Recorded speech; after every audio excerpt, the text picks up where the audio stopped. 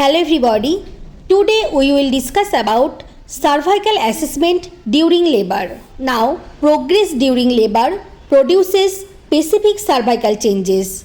First, cervical dilation.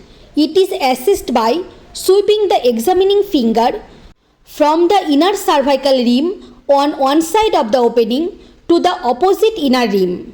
The diameter traversed is estimated in centimeters. Effective labor will dilate the cervix, which is considered fully dilated when the diameter measures 10 cm. The presenting part of a term-sized newborn usually can pass through this widely dilated cervix. Second, cervical effacement. This is the length of the cervical canal compared with that of an unlabored cervix. When the length of the cervix is reduced by one half, it is 50% effaced.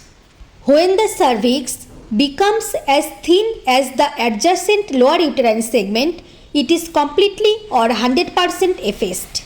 Third, cervical position. It reflects the relationship of the cervical os to the center point of the presenting part. It is categorized as posterior, mid position or anterior.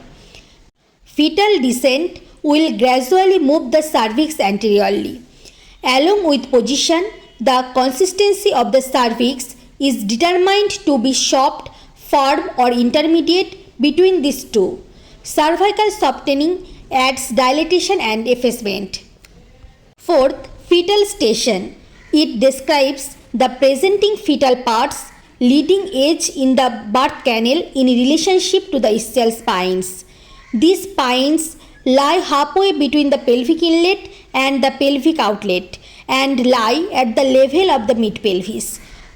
When the lowermost portion of the presenting fetal part reaches the pines, it is designed to be at zero station.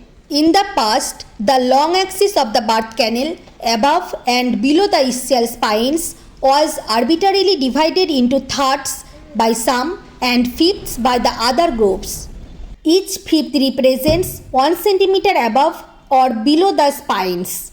Thus, as the presenting fetal part descends from the inlet toward the ischial spines, the designation is -5, -4, -3, -2, -1 and then 0 station. Below the spines, as the presenting fetal part descends, it passes +1, +2, +3, +4 and +5 stations to delivery. Station +5 cm corresponds to the fetal head being visible at the introitus. Now, in addition to charting the progress of labor, these 5 characteristics, cervical dilation, effacement, consistency, position and fetal station are assessed when tabulating the Bishop score. This score is commonly used to predict labor induction outcome.